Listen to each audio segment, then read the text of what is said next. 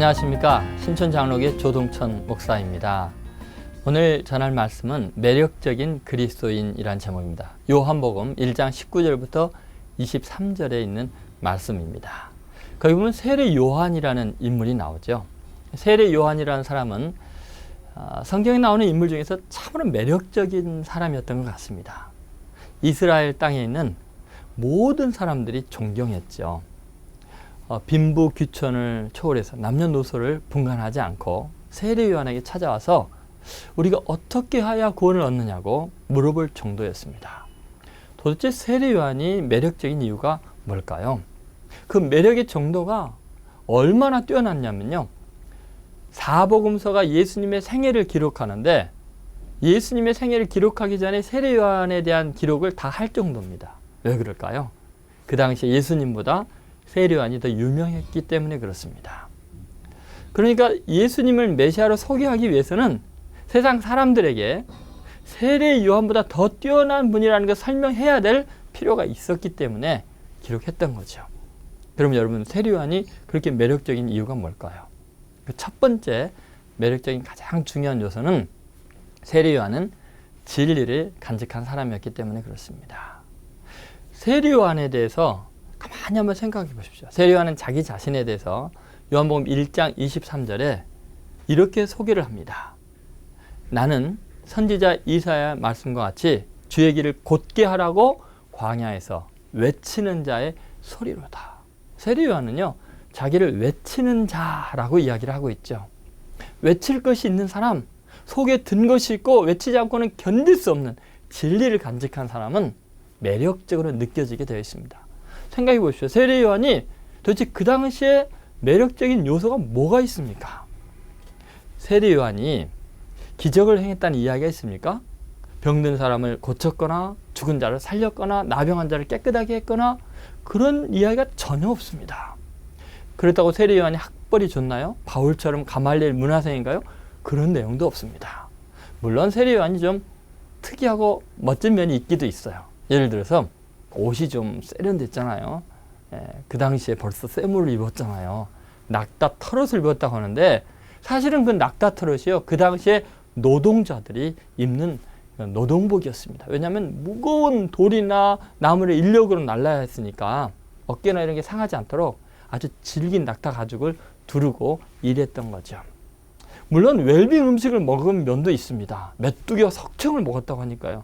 근데 그것은 쌓아놓고 먹은 게 아니고요, 그냥 들을 메뚜기처럼 뛰어다니다가 배고프니까 잡아먹고 우연히 발견한 석청을 먹은 거죠. 세례 요한의 매력은요, 외칠 것이 있었기 때문에 그렇습니다.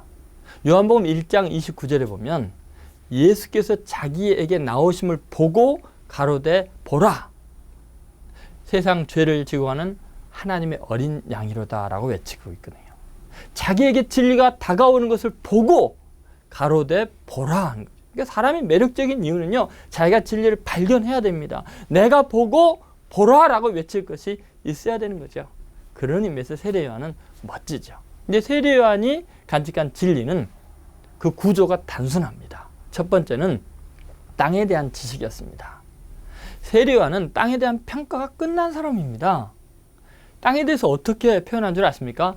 세상 죄를 지고 가는, 세상을 죄로 규정하고 있죠.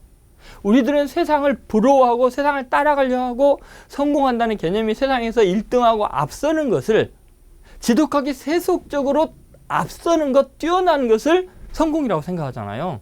그럼 세상 사람들이 보기에 자기네들과 다를 바가 없으니까 매력적으로 느껴지지 않거든요. 근데 세례 요한은요, 그 세상을 죄로 딱 규정해 버립니다. 평가가 끝났습니다. 부러울 것이 있는 게 아니에요. 세상은 개혁돼야 되고 변화돼야 되는 것으로 규정하고 있는 거죠. 그래서 세례 요한이 외쳤던 다른 한마디 말은 회개하라, 천국이 가까웠느니라. 회개해야 된다, 변화돼야 된다, 고쳐져야 된다 라고 말한 거죠. 그러니요, 세상 사람들이 얼마나 당황하겠어요? 세례 요한에게는 특별한 다른 것이 있는 줄로 알게 될 거 아니에요. 너무나 많은 그리스도인들이 세상을 부러워하고 따라가고 세속화되고 있으니까 매력을 잃어버린 거 아니겠습니까? 여러분, 세상에 대해서는 이미 평가가 끝난 사람이 그리스도인이에요. 하늘의 소망을 둬야죠. 세례 요한이 외쳤던 두 번째 말은 하늘에 대한 지식이었습니다. 그 진리라는 것, 이렇잖아요. 세상 죄를 그 다음 뭐라 그래요? 지고 가는 하나님의 어린 양이로다. 여러분, 보라라고 외치는 것은 세상의 죄만 보라는 게 아니라 그 죄의 문제를 해결하는 하나님의 어린 양을 보라는 거예요. 하늘의 해답을 보라는 거예요. 하늘의 해결책이 있다는 거죠. 그리스도인들이 매력을 잃어버린 이유가 뭔지 아세요? 세상에 대해서 평가가 끝날지라도 맨날 부정적인 이야기만 하고 그거에 대해서 대안을 제시하지 못하고 늘 비관적으로만 보니까 매력을 잃어버리는 거죠. 여러분, 세상의 죄를 봤으면 그것을 해결하는 하나님의 어린 양을 보여줘야죠. 하늘에 대한 지식이 있어야죠. 세례요한이 외치면 늘 그래요. 회개하라. 그 다음 뭐라 그러죠? 천국이 가까웠느니라. 천국을 보여줘야죠. 하나님의 아름다우심과 위대하심을 보여줘야죠. 여러분, 왜 우리가 매력을 잃어버린지 아십니까? 너무나 많은 그리스도인들이 세상 연속극 이야기하느라고 시간 다 보내고요.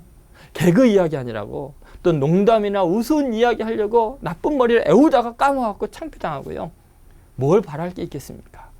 여러분, 하나님의 말씀, 진리에 대한 지식을 간직해야 세상 사람들이 부러운 사람이 되는 거죠. 여러분, 성경 읽습니까?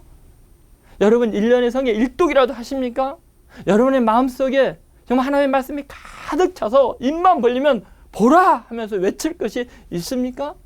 진리를 간직하지 않으면 세상이 모든 걸 가져도요, 세상 사람들이 부러워하지 않습니다. 어차피 세상이 다 앞서게 되어 있습니다.